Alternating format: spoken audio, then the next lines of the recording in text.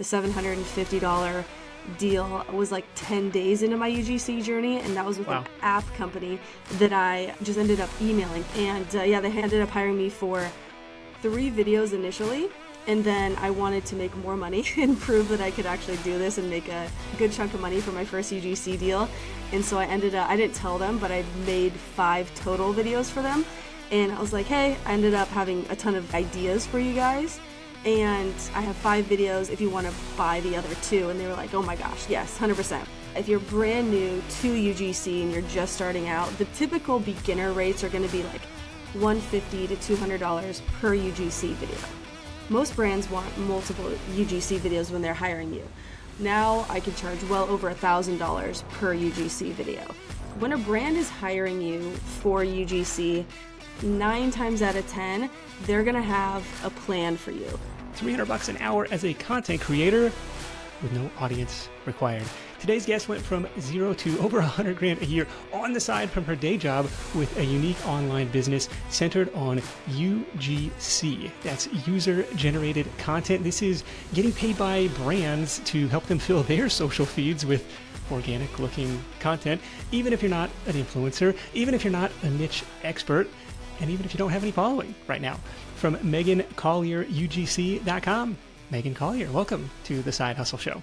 Thanks for having me, Nick. I'm excited to be here and chat about UGC. This is I'm like an elder millennial, so you're going to have to break it down for me. But I'm excited to learn alongside the audience. In this one, we're covering step-by-step how you can tap into the UGC gold rush, and it absolutely is a gold rush that I see going on right now.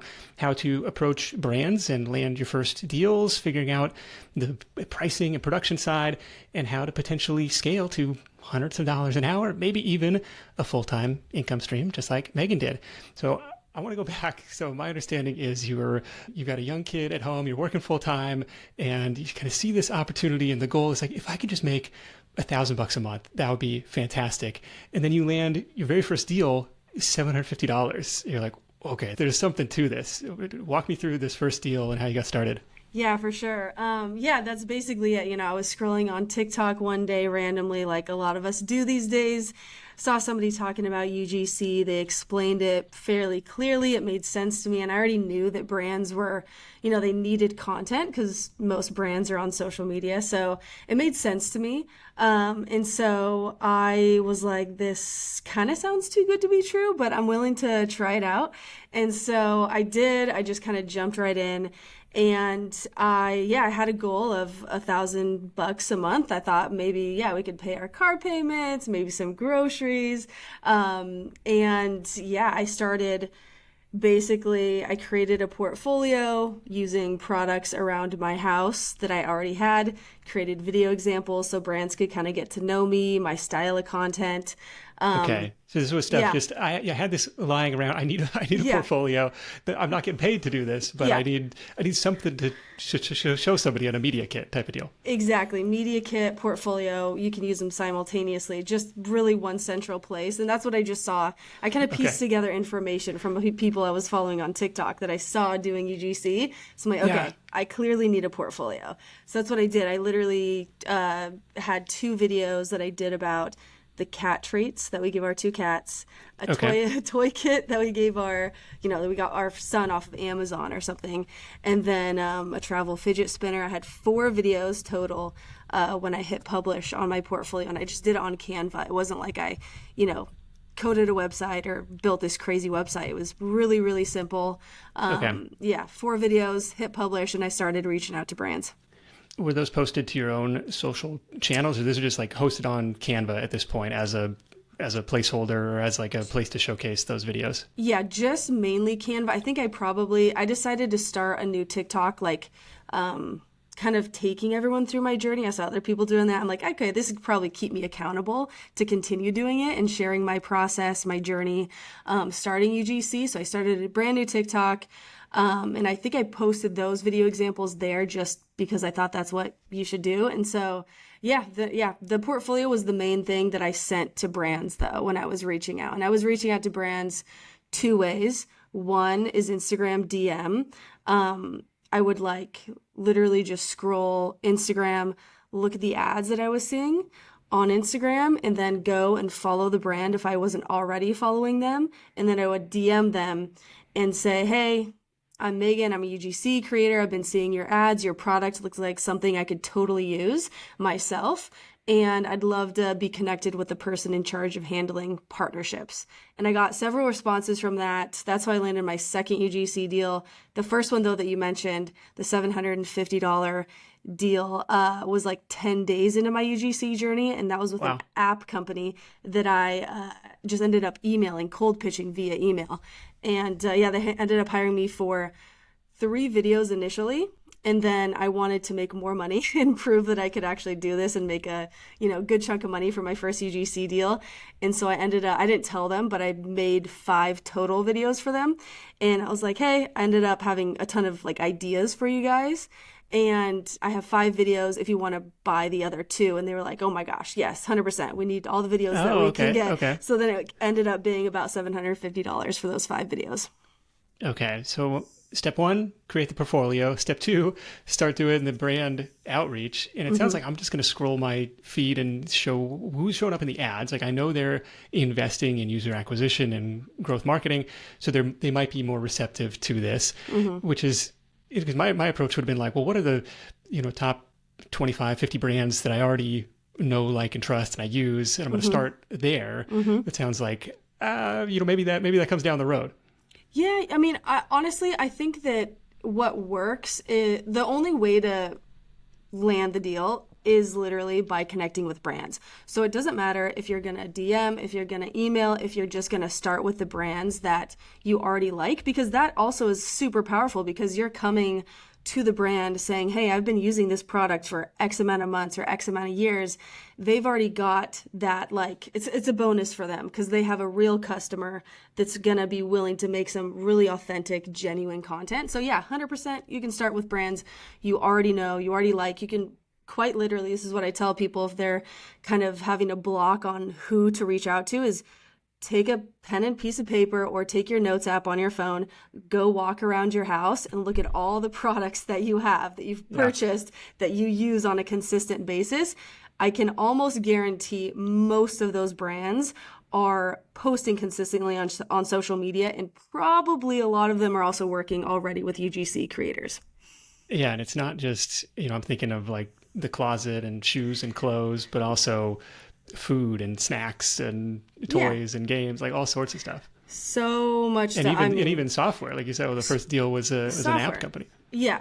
I've worked with so many apps, software companies that I've used for years, and just, they just hired me to do UGC. So, it's whenever people ask me what kind of brands are using UGC creators, it's truly a mix. It's across the board. I've worked with fashion, clothing companies, software, tech companies, you doing podcasts. I'm looking at your headphones, right? Your mic, whatever you're using as a podcaster. So many brands are using, user generated content in their marketing strategies. Okay. So that's what they're getting out of the deal is we're going to hire Megan or 100 people like Megan to fill out our own content feed. There's always another day coming around. There's always going to be needing more stuff to post. And so this is a way to kind of crowdsource that in an authentic looking way or from actual users of the thing. And so that's their benefit to you is obviously you're getting paid to do it. And so it sounds like from your Instagram DMs, it's could you connect me with you said the person handling content partnerships, or is that an official job title that I want to be on the lookout for? Yeah, it's going to be different for every brand, right? So what I like to tell people is, typically when you're reaching out to medium, from medium to large sized brands, the person that's looking at the DMs of the brand, on the brand's Instagram account, is not typically a decision maker, right? It's going to be a customer service person that just wants to answer questions quickly. So that's why I say always ask to be connected with the brand partnerships, or it could be an influencer manager, it could be a partnerships director, it could be a creative director. So you could ask it in a specific way, more could I be connected with the person in charge of handling partnerships? So you don't have to say a specific title, but just whoever's in charge of, working with content creators. Okay. And same thing over email. Like, is this through the generic contact form on the page? It seems like half the time that's just going into a black box where, maybe it's customer service that checks that, or maybe it just is into a black hole. But that's the same kind of language. Like, could you put me in touch? Could you connect me with the influencer marketing department or something? Typically, it's going to be the same. You're going to, like with Instagram DM, it's going to be a little quicker, shorter text. It's not going to be like, hey, I'm Megan. This is who I am. This is what I love about your products. Like when you email somebody, it could be the generic email if you literally cannot find the email of whoever is in charge or a marketing person's email contact info. So it could be, and I do find that when the generic email is the only one that you can find and you do send cold outreach emails to those, they typically do get forwarded to the right person. But of course it could go unread or could get lost in the mix, and that's where follow-up can come through too. Yeah. And I suppose you could look on LinkedIn for somebody who has like a marketing director, partner marketing, something like that in their job role, and try and reverse engineer, their email, like jsmith@brandname.com, try and figure out what are the common email structures. Exactly. Or it's just send a LinkedIn message too. Yes, totally. Yeah, that's totally an option. And also, now, because I'm making money with UGC, I've reinvested. So I use a software called hunter.io, if you've heard of it. So that makes it way easier. You'll have less of a headache. You'll have, a way higher chance of actually finding the person that is in charge or in the marketing department at least. So that's like 60 something bucks a month, I think. It can be worth it. If you get one brand deal from one email a month, it's going to pay for it. So hunter.io is a great software. What is a typical response once you reach that decision maker? They're like an immediate yes, and the rate is $500. Like, do they have a template response or something that they're used to paying people? Like, what typically happens next? It's kind of a mixed bag. It depends on the brand. A lot of brands have an entire process for how they work with UGC creators. And you can even go, if you're stalking brands, trying to figure out who to reach out to, you could go to the Instagram account of a brand. And if you see a bunch of random faces in all their videos, they're likely UGC creators. And that's kind of a green light to... That's a good sign. Yeah, it's a good sign because they're already doing it. You don't have to convince them to hire you as a UGC creator, right? So if they're already doing it, that's a green light. When you get a response from a brand, it's gonna be either, hey, thanks so much for reaching out. We had a look at your portfolio. You look like you'd be a great fit to make content for us. This is what we currently need. Other times, they could be, it could just be wrong timing, right? So for example, I reached out to a supplement company that I have used for years. And you don't have to be a customer of the companies you're reaching out to, obviously, but it's a good start. So I really wanted to make UGC for this supplement company because I'm obsessed with them and I just am a loyal customer. I've spent thousands of dollars on their products. And so I reached out to them back in August, sent them an email. And they said, no, like we have an agency that handles this. Like we're not interested in working with you right now. And I was a little annoyed because I really wanted to make content for them. So I sent them a video pitch. So this is another thing that you can do is I use Loom, Loom, Loom software. It's a screen recording software. I basically screen record my computer screen, and have my little face up there as well, record and just kind of introduce myself. So for them, I kind of took it a step further because I really did want to work with them. I sent them a Loom video. It's probably like 6 minutes long. I even created a Google Doc with all like the 3 concepts that I had for them for UGC videos, told them why they should hire me to create UGC. And sent it to them, was super confident. And again, they're like, sorry, like, no, we're not going to work with you right now. So I was like, okay, that's fine. So then come a month ago, they emailed me and they're like, hey, Megan, we're ready to work with you. Just send us your rates and we'll get you set up. And I love the video concepts that you shared with us 6 months ago. Let's do those. I told them what I would charge and they hired me and paid me and it was great.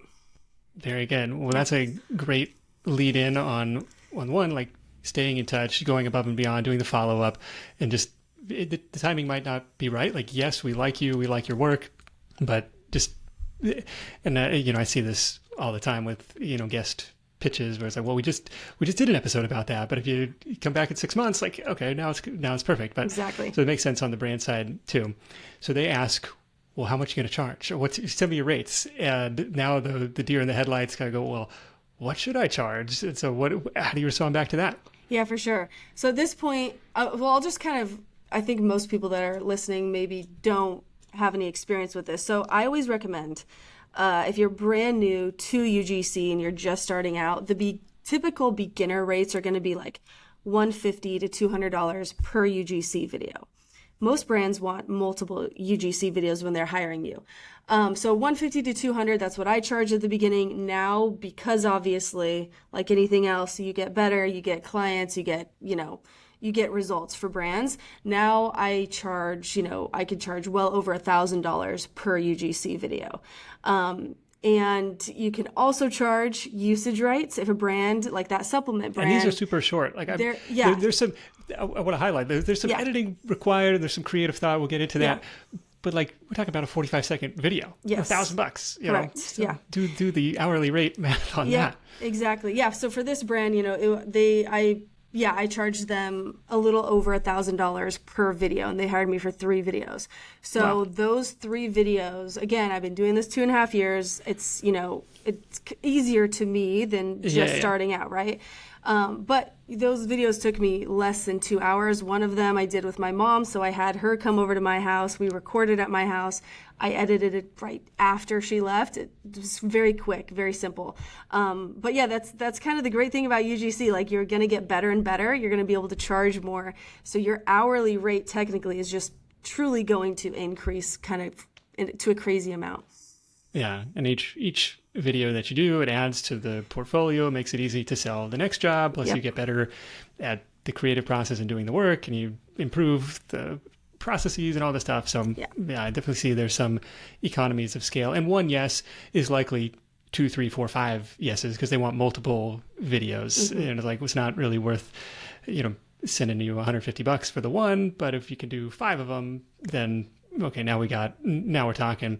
What happens when somebody says, "Oh, we do our influencer partnerships or our UGC partnerships through an agency," and now it's like, well, now there's another middleman to deal with here? Yeah, you could do, 2 things. Obviously, you could just move on to the next brand, or if they give you the name of the agency, which you could ask for it, you could probably do some research, Googling it.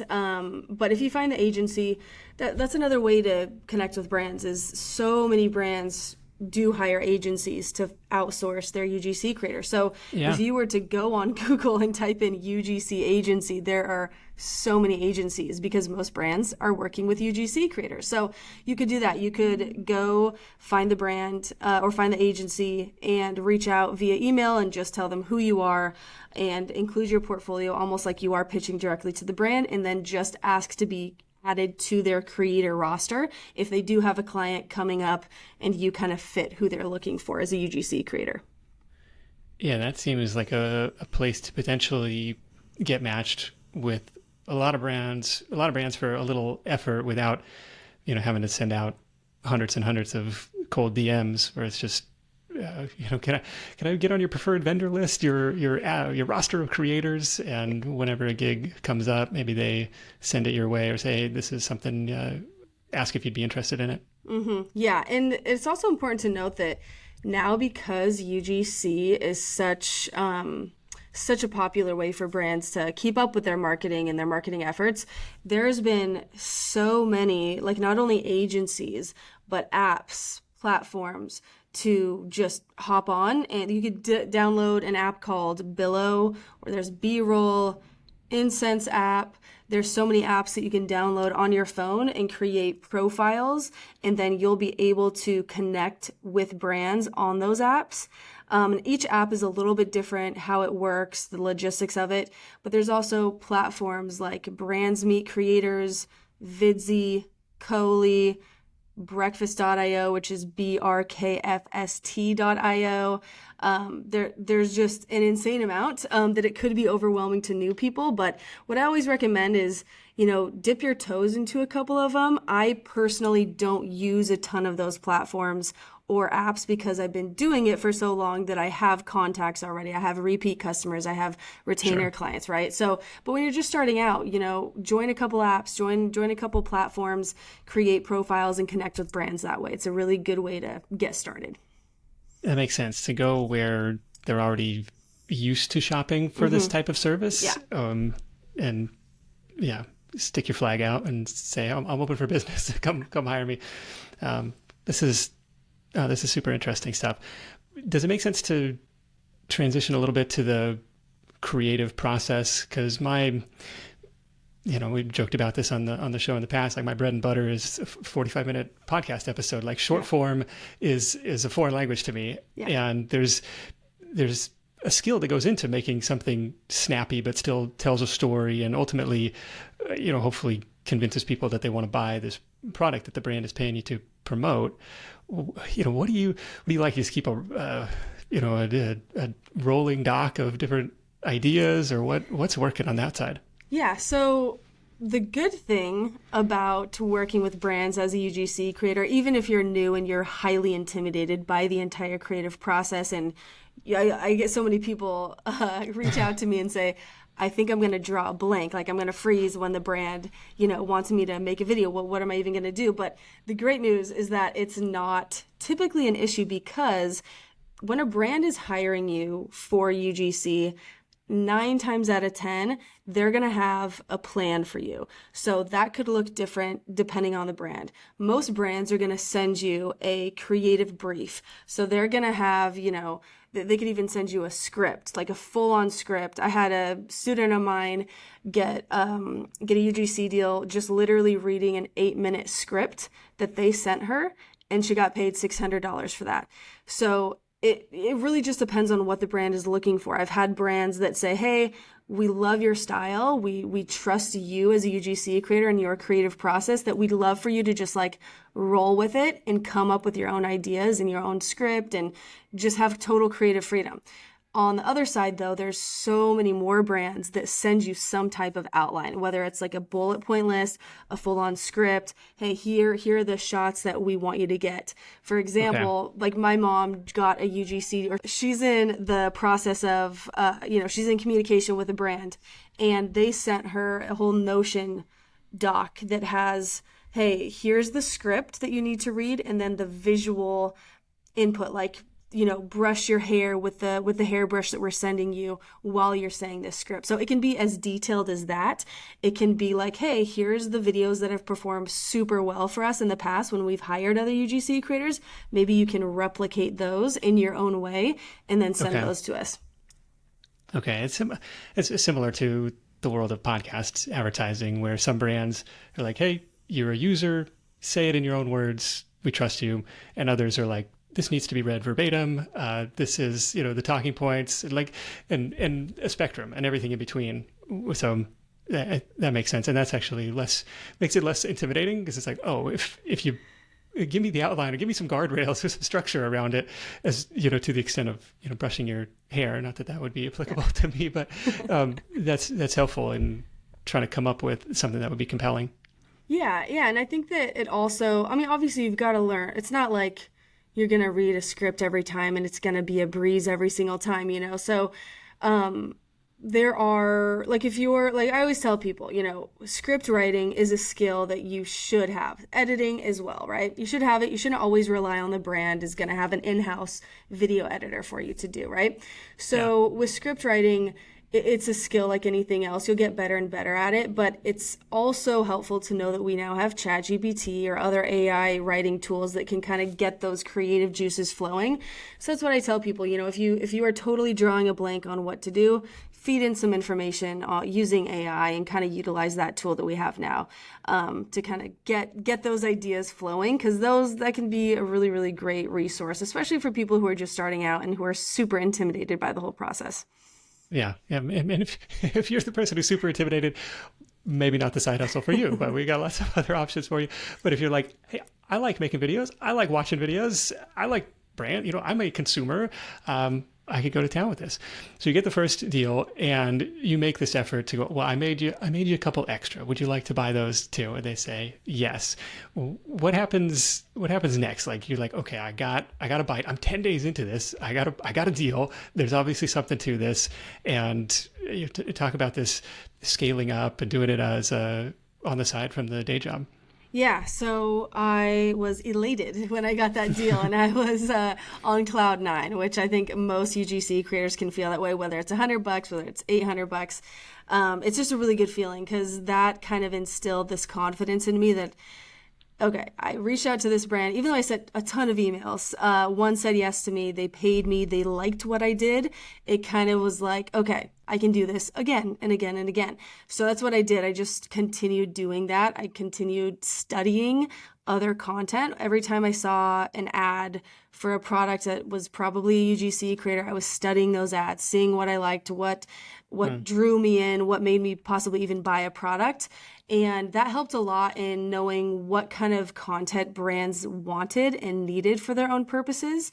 So it was just a continual process. Reaching out to brands, I started landing, more UGC deals in other different industries, and just, working with agencies. I got better at communicating with companies. I would raise my rates every now and then when I was feeling a little confident. So it kind of just snowballed, and it was great. I was obviously working a full-time job, and I got a new job a few months into my UGC journey, and it was a more demanding job. And so I had to find pockets of time to do UGC. So, getting up early. Did that ever come up where a coworker or a boss is like, hey, why? I saw you on my feed for some random company. Like, does that ever happen? I'm sure it has happened to other people. I haven't had that happen where while I was working a full-time job, I had anybody like say, what the heck are you doing? Besides random people. Like the first video I did for that app company, I remember I got like 2 different people that I went to college with like a decade ago that I haven't spoken to in years, DM me on Instagram and be like, hey, just saw your ad for that app. I don't really know what you're doing. Are you an influencer now? And so I had to explain. It's kind of funny. That's kind of what happens when you start doing UGC and start landing deals, is you're gonna have like random people reach out and be like, what the heck are you doing? So I mean, it was, I didn't, and that is a thing that people do, because some people don't want their coworkers to know what they're doing, right? They kind of want to be anonymous, and that can be. I mean, it kind of depends on the person, but you can also do faceless UGC. I have done a lot of UGC where I literally don't show my face. So home products like brands or nail care companies where you literally only just show your hands. So though that is an option for people, which I think is important to note, because a lot of people do want to remain anonymous online, especially if they're working a job where they don't feel comfortable. Faceless UGC is for sure an option too. Okay, that's similar. Like most of my Amazon influencer videos are just me pointing the camera at the thing and talking about it, and maybe you see my hand. So it's like, it's not necessarily face on camera, but I mean, it could be, but it doesn't have to be. And then we had this guy has been in the Side Hustle Nation community forever. His side hustle was maybe similar, or at least related, maybe a cousin of this, where he was like, on Fiverr, I will be your video spokesperson. He kind of had like a, corporate looking, I'll put on the suit and tie and I'll, talk about your thing. And that was kind of the interesting part. Is like, well, it's got to be a brand that I'm comfortable representing, because it's going to be my name and my face, pitching this thing. And it's similar here, where it's like, you're kind of in control. You're doing the manual outreach in this case to say, this is a brand I already like or could see myself partnering with, versus some random inbound where it's like, do I really want to be shilling this thing? Yeah, exactly. Yeah. And that's the great thing about UGC is, like, obviously you are a freelancer, you're a contractor. So it is up to you who you work with. And the longer you do it, the more pickier you can be, obviously. And the thing about Fiverr is, yes, that's exactly UGC. So many UGC creators are on Fiverr, landing UGC deals. And the great thing about that, which you probably now, after talking to that person, is they come to you, right? So you're not doing all this outreach and spending all this like time and energy, sending emails, sending DMs. It's great, even though it's not like a really quick thing on Fiverr. It usually takes a little while. But that is one of the benefits of going on freelance platforms like Fiverr as a UGC creator, because then brands are actively looking. They can find your gig and hire you. Yeah, and it's super interesting because it's not going on your feed. So it's like, my friends might see it if it happens upon the algorithm sprinkles it down into them, but it's like, it's not, something necessarily posting. I don't need to have a ton of followers to even get these gigs, because it's freelance content creation. It's going on somebody else's feed, going on somebody else's site. So do you have a sense of the take rate for this cold outreach? It's like, okay, I know I'm going to have to send 10 pitches before I get a yes. I know I'm going to have to send 50 pitches before I get a yes. What kind of numbers game should people expect? Oh gosh, I think I probably sent like 30-ish emails before one said yes to me. Possibly a little bit more, between 30 to 50. And I've had like people that I've taught that they send out their first Instagram DM and it just oh my gosh, it's like amazing timing, and it works. Yeah. And they are landing their first UGC deal like day 2 into their journey, which happens more often than you think. But it's gonna be a game. That's why I always tell people, do cold outreach for sure. I'm a big proponent of that, but also don't put all your eggs in one basket, especially people who are busy, right? Like there's a lot of full-time working professionals that are doing UGC on the side. They don't have 2 extra hours to just send emails, or, there's stay-at-home moms who are just like chasing kids around that just can't do that. So going on these platforms like Brands Meet Creators, for example, is just a really good start, just because you're already able to see who's looking for UGC creators actively and connect with them with like almost a click of a button. That's helpful to hear. It's and that's the name of the game in any sales relationship, where it's going to take a lot of no's before you get to a yes, or a lot of not even getting any responses. Like in my case, I had to knock on a lot of doors before I ever sold a paint job. It's like, you gotta do, there's some filtering that has to happen. Exactly. At what point do you feel comfortable saying, I could do this full time? Like, was there a specific revenue target you were trying to hit? Like, what's going through your head to be like, because it's very much, and maybe there's some recurring contracts as part of this, but it's kind of like every month I got to book another 5 to 10 deals so I can pay the bills. Yeah, for sure. It was a slower process, I would say. And I think that when I started landing more UGC deals, it was kind of like, oh my gosh, could I actually do this full time? Like, is this tangible? And you know what? The real turning point in my UGC business was getting monthly retainer clients. So that changed everything for me. So when I was obviously, working full time, our son was like probably 1.5, 2 at this point. And I was super afraid of taking on monthly retainer clients, even though I had a couple opportunities come my way. I just thought it was going to be way too much work on top of a full-time job. And then I had a company offer me like $3,000 to do some Instagram reels for them every month. And I thought, $3,000 extra every month sounds pretty good, so I'm just gonna make it work. So I said yes to them, and they were like almost a year-long contract, and so every month I was making $3,000, and it got easier and easier. That's the great thing about monthly retainer clients. You're not having to relearn about a new brand every single month.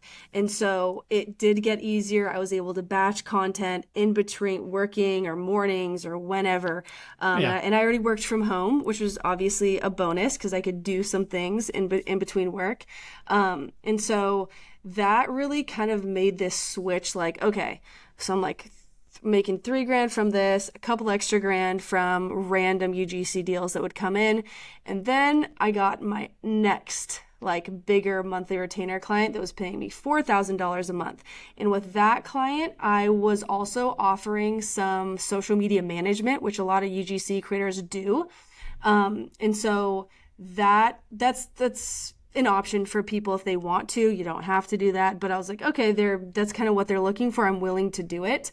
And so I took on another pretty big contract. And so I had this consistent money coming in, and eventually about a year into it, a year into my whole UGC journey, and I had these 2 clients, plus I was doing other UGC deals, plus I was working full time.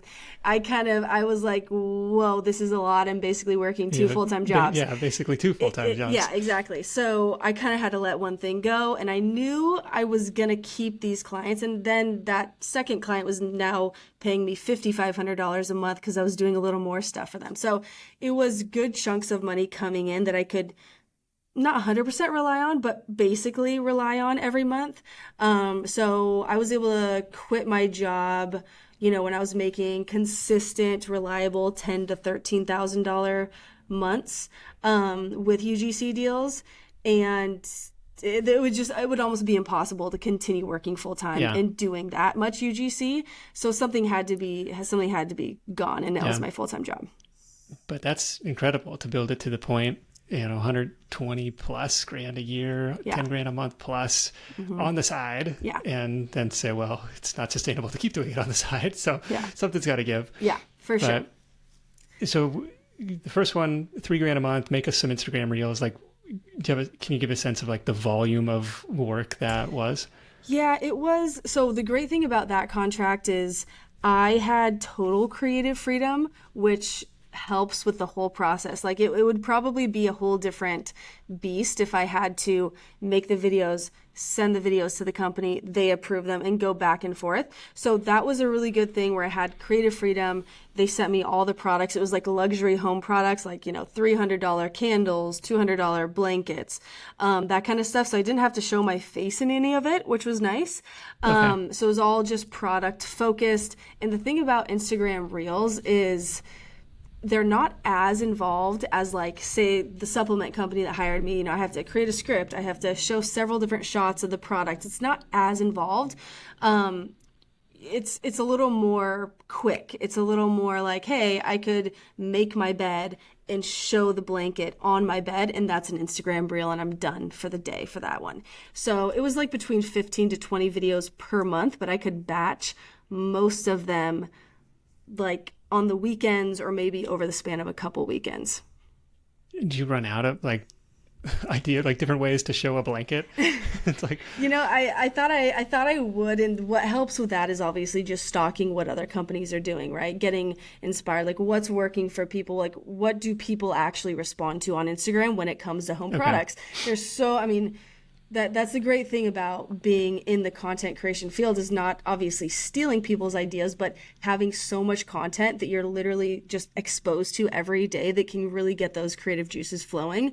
And some reels flopped, like they didn't, like it got a couple hundred views. Some like went viral and sold a bunch of their products organically, which made the brand really happy. But, that's just part of the game. They need to be posting Instagram reels. And if I'm the one that can fulfill that need, they're going to pay me money for it.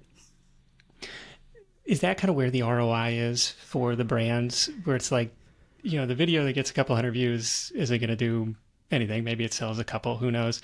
But it's almost like we're gonna sprinkle our budget around in the hopes that one or two of these take off, and pay for all of the losses, and then hopefully still make us a profit from our social feed. I think that I don't think it's a question. So the way I look at it, and what it likely is that brands really have no choice. So like when I create, I had another client paying me $1,500 a month for 5 Instagram reels that were like 10 seconds long.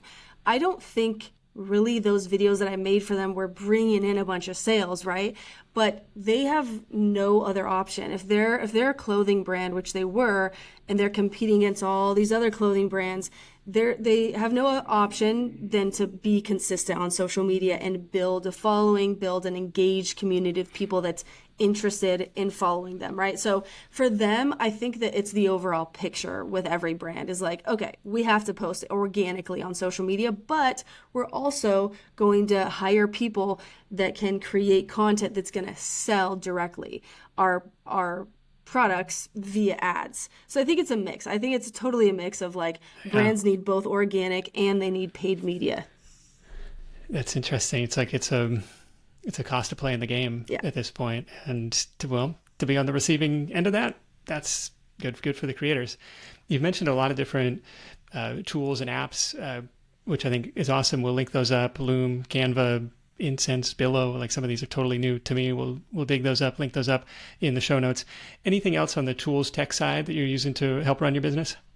So I'll kind of go through the process of exactly what I use and what I think bare minimum should be for every UGC creator. So I use my iPhone to film. That's another great thing about UGC. You don't need a fancy DSLR camera. You're not a massive production studio, right? That's kind of the point. So you can use your phone to film if it's a decent camera. And then I use CapCut to edit. And that's what most people use, I think. There's a couple different editing apps out there, but CapCut seems to be the most straightforward. And I pay for CapCut Pro, but you do not have to. And then, Canva for your portfolio. If you want to create a new Gmail account to stay very organized, which is very easy to get very disorganized when it comes to UGC because you're going to be reaching out to so many brands, create a new Gmail account. It doesn't have to be a business account where it's at url.com. It can just be a Gmail account if that's all you can do right now. And then in terms of like payment, that's another question that gets brought up a lot. Like, how am I going to get paid? It's across the board. So I've had brands pay me via PayPal. So setting up a PayPal account, if you don't have one already, would be a good option or probably just a good idea. And then I've also had brands pay through Stripe, or Bill.com is a kind of a popular one for brands to use, third-party payment software. Also direct deposit. At one point I was on a company's payroll, so it kind of just depends on the brand, but it's typically not something that's the payment part tends to be a big question, but I don't think it's something that you actually have to figure out before you start, because the brand's going to tell you exactly what their preferred payment method is. But yeah, those are kind of the main things. And then in terms of like filming, what you need, like gadgets, tools, and everything, really basic in my opinion is going to be a tripod. I got a $25 tripod off of Amazon. I got a selfie light, which is like $12, $15. You're going to want to use as much natural light as possible for every video you do, but I started my UGC journey in a very, very dark, dated apartment, and it was just not super pretty. The lighting was horrible. So I really utilized artificial light, which selfie light, whatever, ring light, whatever you want. And I actually don't even use a microphone for my UGC videos because my iPhone does a pretty good job. So depending on if your audio is terrible or not, get a microphone off of Amazon or just see how it goes. Yeah, I can picture like, some people holding up like a little baby lav mic or something like that. Yeah. Cool. Oh, that's helpful. Like, low tech, don't stress about the payment. Yeah. That's a good problem to have. You'll figure that out if somebody's like, how do I give you money? You're like, well, let me. Exactly. I could solve that. Yeah. Anything you would do differently if you had to start over to either accelerate the journey or land bigger deals faster, or anything that comes to mind there? Yeah, I think I would not be so afraid of taking on monthly retainer clients. And I wish somebody had kind of told me that, or I kind of had figured that out sooner, just because it just makes such a big difference. So yeah, number one, like focus on building relationships with brands and being a good person to work with. Like, don't be difficult to work with. Be responsive, be polite, like just be a good person to work with, and brands will want to continue working with you. And then that will lead probably to monthly retainer clients, which can significantly increase your income as a UGC creator. So for sure, the monthly retainer clients, and just not being afraid to reach out to bigger brands as well. Like, brands of all sizes need content, and it's not always going to be it's not always going to be a yes, but that's something that I realized in the beginning just from different side hustles I've done in the past. Like, it's going to be a little slow, but eventually you'll get yeses and increase your confidence. So, like, is there pricing tiers, like if I'm reaching out to Aloe, like on your hat, or Nike, and I come back with, $200, and they're like, ugh, that's a red flag. That's too cheap. We're used to paying billions of dollars to LeBron James or somebody. What is this? Is there anything like that when you mentioned going after bigger brands? I don't think that brands are super turned off by that. It's best if the brand can kind of give you a budget or even like a range. So I've had brands reach out to me, and UGC creators will tell you different things.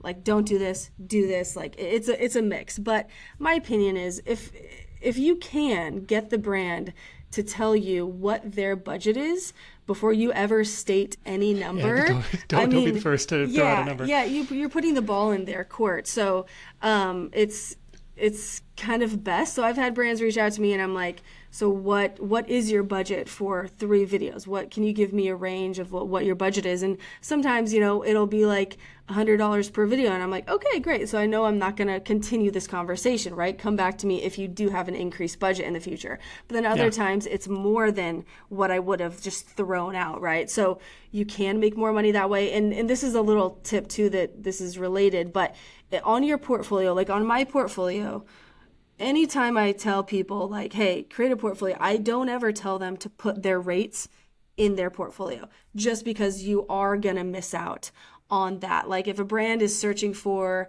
a UGC creator and they've got $1,000 for 2 UGC videos budget, and your portfolio states that you only charge $250 for one video, they're going to save money, you're going to lose money. So you don't have to put your rates on your portfolio. You can create a rate card if that makes you feel better, and you're able to send that, because every now and then brands do ask for rate cards.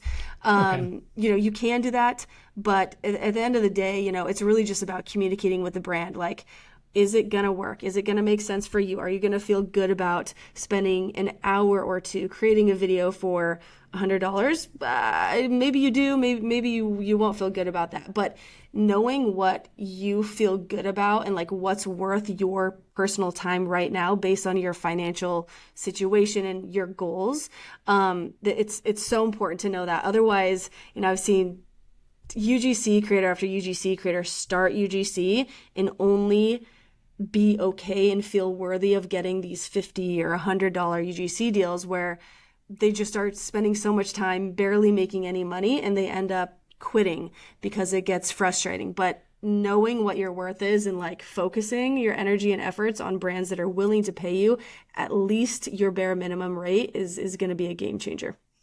Yeah. Okay. I was just helpful, because it's like, you can go out and buy, web design, like we talked about Fiverr, for next to nothing, or you could, hire some professional design agency, millions of dollars, if you're Nike or somebody with the budget for that, where it's like, in some cases, prices could be a signal of the potential quality or reach it's going to have. Who knows? Yes. But that was just something that popped into my head. I was going to ask, any big surprises from your own journey or from your students, or what's going out there in the UGC universe these days? For sure. So the biggest thing that comes to my mind is I've actually helped and taught, most of my students happen to be Gen Xers and baby boomers. So the way that got started was about a little over a year ago. I was on a brand call I sent a video pitch to a brand that I really wanted to work with. They loved it, and they had me hop on a Zoom call with like 4 of their marketing team.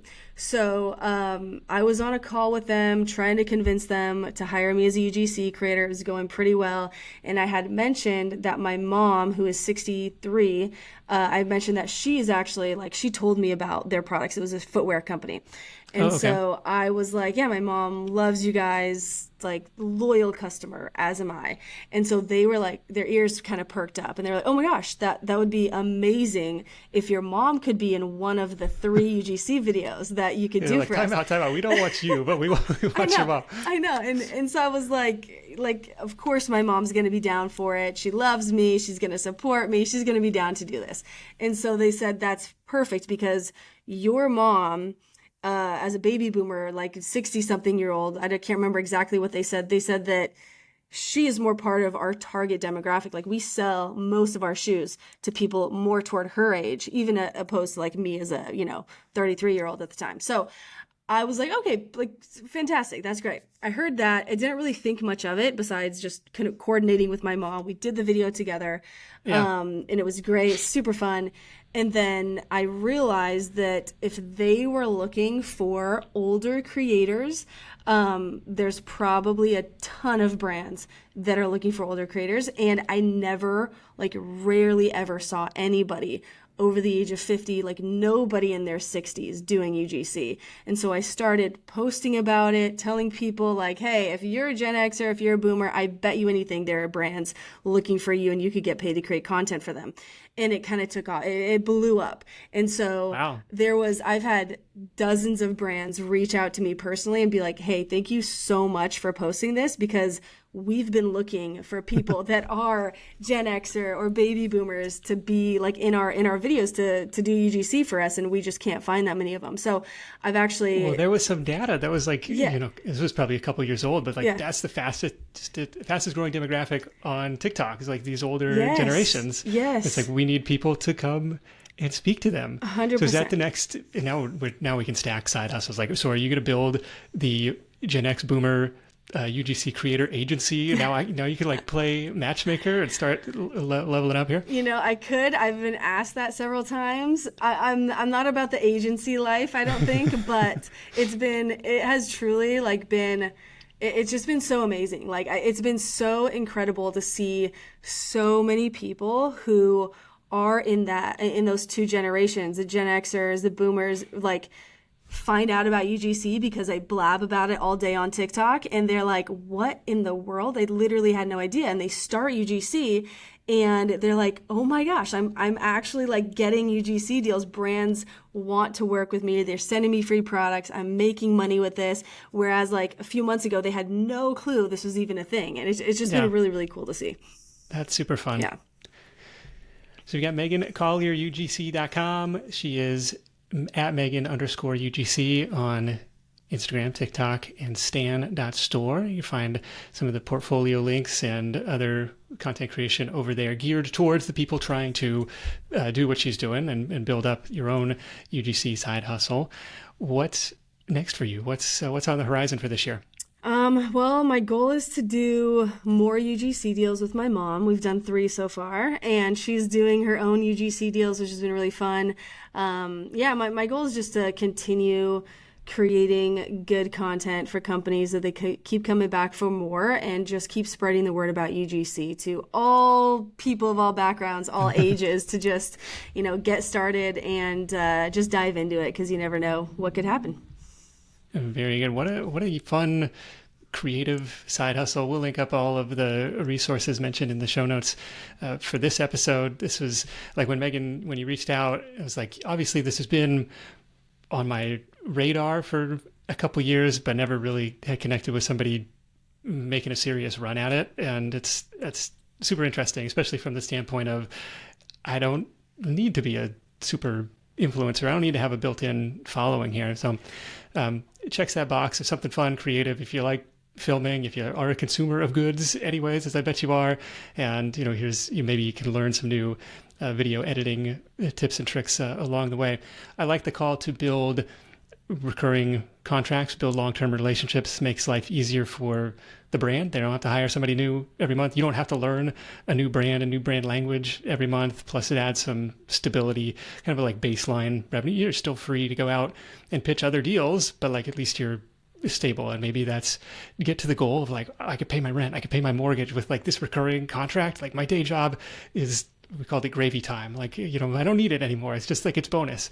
And then especially with those recurring contracts, but otherwise too, like your workflow, the process improvements, as you just get a few more reps under your belt, the hourly rate really starts to improve. So super inspiring episode. If you're new to the show, welcome. We've got hundreds of actionable episodes in the archives to help you make more money if UGC isn't your thing. Would love to have you binge on any of those. It's kind of a choose your own adventure type of deal. If you're not sure where to start, I want to invite you to build your own personalized Side Hustle Show playlist. How it works is you go to hustle.show, you answer a few short multiple choice questions, takes probably 60 seconds. You can do it on your phone. The questions are about your side hustle interests, your side hustle goals, and it'll recommend you 8 to 10 Side Hustle Show episodes to start with as a potential jumping off point, what to listen to next. That's at hustle.show. Big thanks to Megan for sharing her insight. Big thanks to our sponsors for helping make this content free for everyone. You can hit up sidehustlenation.com/deals for all the latest offers from our advertisers in one place. Thank you for supporting the sponsors that support the show. That's it for me. Thank you so much for tuning in. If you're finding value in the show, the greatest compliment is to share it with a friend. So fire off that text message. Maybe you know that Gen X or Boomer person in your life who could make a little extra money with UGC and help spread the word that way. But until next time, let's go out there and make something happen. And I'll catch you in the next edition of The Side Hustle Show. Hustle on.